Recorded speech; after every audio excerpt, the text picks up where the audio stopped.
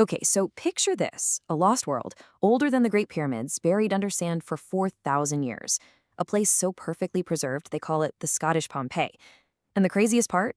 We only found out it existed by total accident, all thanks to one monster of a storm. So, let's get into the incredible story of Skara Brae.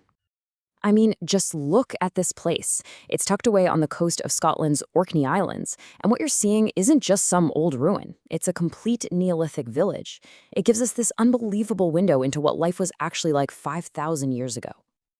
So, how in the world do you find a village that's been lost to time for millennia? Well, in this case, you don't. You let nature do the digging for you. Our first section is all about that wild, dramatic discovery. So let's go back to the winter of 1850. A truly catastrophic storm just hammers the coast. We're talking winds so strong they killed over 200 people. And when it was all over, the storm had literally peeled the earth away from a grassy hill. And locals stumbled upon the outlines of stone houses. The local landowner, a guy named William Graham Watt, did a bit of digging and uncovered 4 homes, but then nothing. For almost 60 years, the site was just abandoned. It took another storm in 1924 to really get things moving. And finally, a proper scientific excavation began. Okay, this is where the story gets really mind-blowing. We're about to go inside these ancient homes to see how Stone Age people actually lived.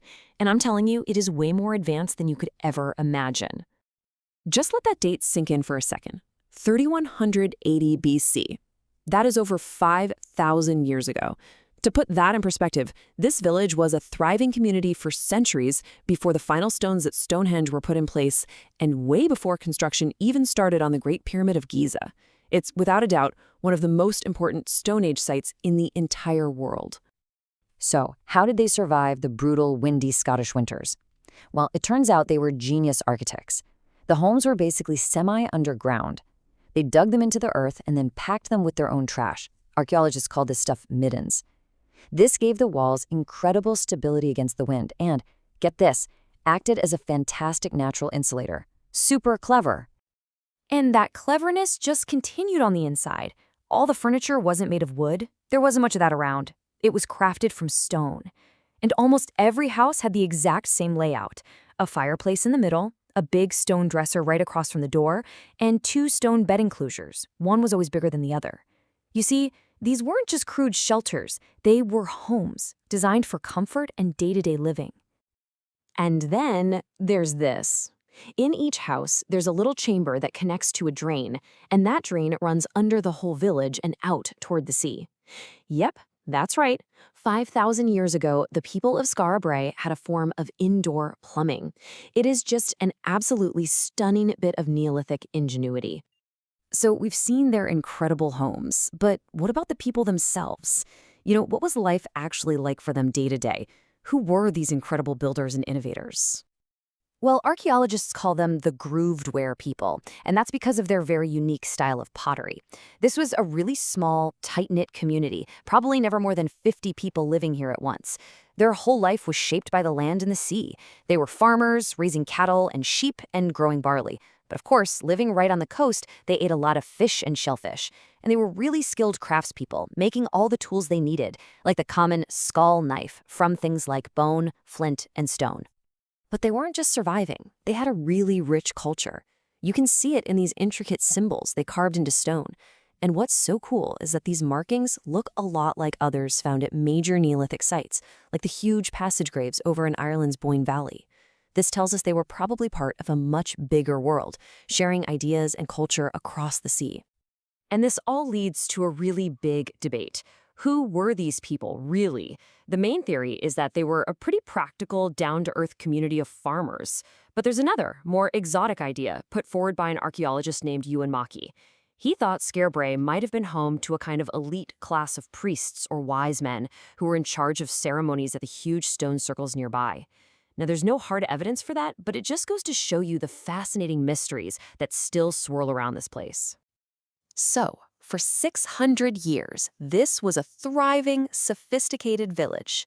And then, around 2500 BC, it was just left behind. And that brings us to the biggest mystery of all. Why did everybody leave? And that's the question that has been puzzling archaeologists for a very, very long time. Did something dramatic and sudden happen? Or was it more of a slow, gradual fade? You've basically got two competing ideas here. The older, more dramatic theory is that of a sudden catastrophe. A massive sandstorm just buried the village, forcing everyone to flee for their lives, leaving everything behind. That's that Scottish Pompeii idea. But most archaeologists today lean toward a theory of gradual decline. The evidence suggests the sand moved in slowly, probably long after the village was already deliberately abandoned. Maybe the climate was just getting colder and wetter, and life there just became too hard. Archaeologist Anna Ritchie really sums up the modern view perfectly. She says that, no, it wasn't some sudden disaster, that the burial was gradual. But that still leaves us with this tantalizing mystery. As she puts it, the village had already been abandoned, but for what reason, no one can tell. And all of this brings us right up to the present day, because the story that began with a storm now faces a brand new threat from the elements, and it connects its ancient past with our modern challenges in a pretty powerful way. So, back in 1999, Skara Brae was officially named a UNESCO World Heritage Site. This wasn't just a recognition for Scotland, but for all of humanity.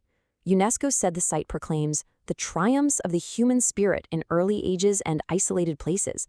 It's that important. Now remember one of the big theories for why they left in the first place? A changing climate. The weather got colder, wetter, harsher, and life just became unsustainable. It's a really powerful reminder of how sensitive we've always been to shifts in our environment. And here's the profound, almost cruel irony. The very thing that likely drove its people away is now threatening to wipe away what they left behind. A 2019 report found the site is extremely vulnerable to modern climate change.